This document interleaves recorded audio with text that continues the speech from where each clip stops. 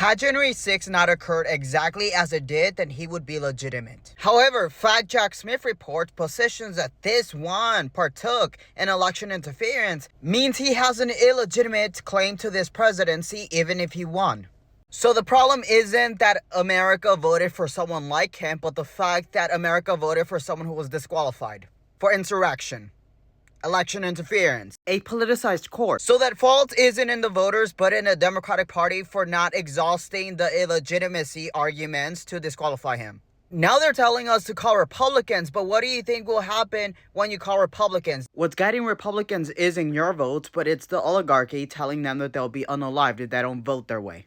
They benefit economically from the oligarchy. Benefit from kissing the ring. Your vote and pressure means nothing to that end. You see, Democrats believe that we are in a regular administration, to where voting is going to change our reality. That is untrue. Democrats not pursuing the disqualification told him that he did nothing wrong. I criticized Joe Biden's DOJ for dropping the election interference. People said it's because they had fancy stuff. Apparently they didn't. At least not enough for them to object during the certification, right? Imagine JB rejecting actually positioning the election interference because he knew Scottish would go his way, right? That would be a judicial coup that would result in civil unrest. So the alternative is a peaceful transition into fascism. Why try, right? How was it worth it to transition peacefully into an authoritarian America instead of challenging? So the question isn't whether he won, it's whether he's legitimate, and the provision says no. The Constitution isn't optional. Disqualification doesn't require a criminal prosecution. Jack Smith report supported the January 6th committee report. He purposely negated Article 2 in order to unlawfully extend the presidency through the certification extension under an insurrection. Shoulda, coulda, woulda, what can we do? Congressional Democrats don't have the backbone of Mitch McConnell when he was minority leader. States not capable of going against tradition, although they're our last barrier against civil war. Why de jure honor code that someone else will deal with it? It's not their job. They say courts will save us when the honor code hasn't been upheld and loyalists are being instilled. Alright? We can't go back anymore, so what can we actually do now? When South Koreans protested, the South Korean military and cops saw South Koreans as kinfolk, not in the United States. Let's be honest. It was easy for South Korean police and militaries to see the protesters as their nationality, but here, non-whites are seen as target practice. In this reality of a white supremacy government, they are more likely to escalate violence against non-whites. So there is a valid safety concern in regards to actual protests and marches because ultimately they will see us as target practice rather than protesters and nationality, right, kinfolk? Maybe this means that white allies have to lead these protests. Maybe.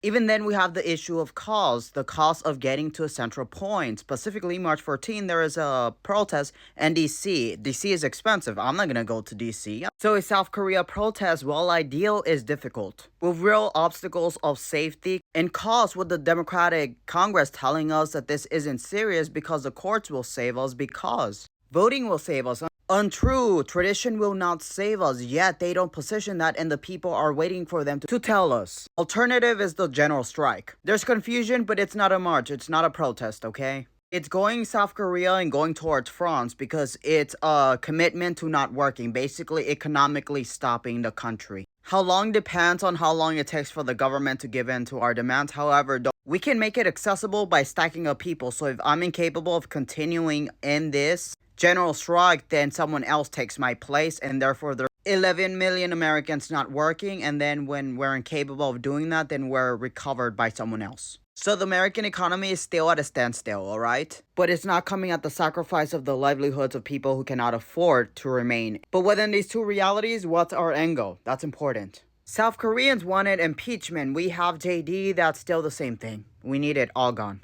We need the legitimacy of anything he has done gone. The solution of his entire administration and actions. Whether it's a protest or a general strike, our demand should be this. Demanding a superior court does this, co-warranto of his legitimacy. Now the worry is that the decision will be politicized, right? Eventually it's gonna get to SCOTUS. In that reality, we don't stop. Shut it down. No immunity allowed this time. A judge recusing themselves shouldn't be optional in this instance because we are in an emergency. Constitutional restoration, alright? No judicial coup or judicial delay allowed this time. No, we the people take hold. This is what Republicans do, which is maximizing constitutional power and ambiguity to advance opposition to majority party. Eliminating the symptoms of what he's doing through the courts isn't sustainable because ultimately they will be position loyalists who will change that. Disqualify altogether. And that the solution, our federal agencies go back to the workforce that it was before he came in.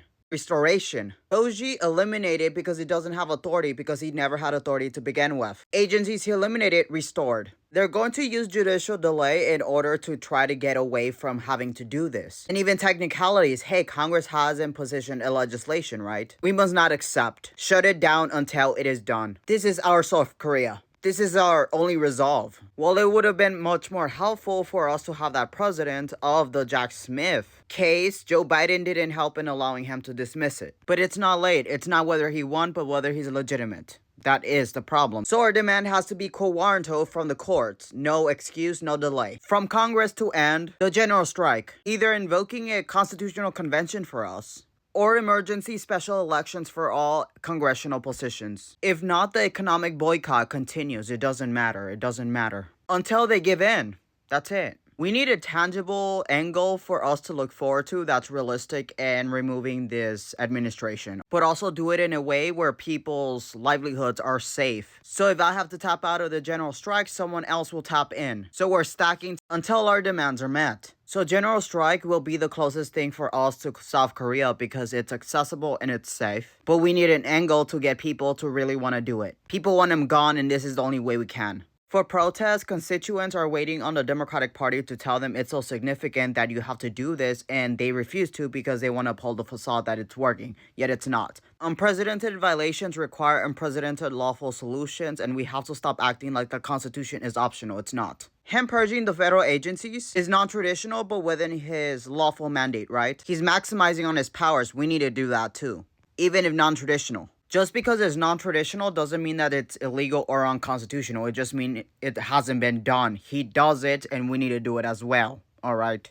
We the people can use supremacy clause to dissolve his entire administration just from illegitimacy. All right. Provision says that Congress must vote to not disqualify him, which has not occurred. All right. So why is he having legitimacy as our POTUS? In the fact we allow this even though his presidency is unconstitutional and we blame the voters. It's not whether he won, but whether he's legitimate because he shouldn't have been on the ballot. It's wild how we have just accepted that he's legitimate even though the Constitution says otherwise. Is it optional? GOP would not allow for a Democrat's illegitimate president to stay.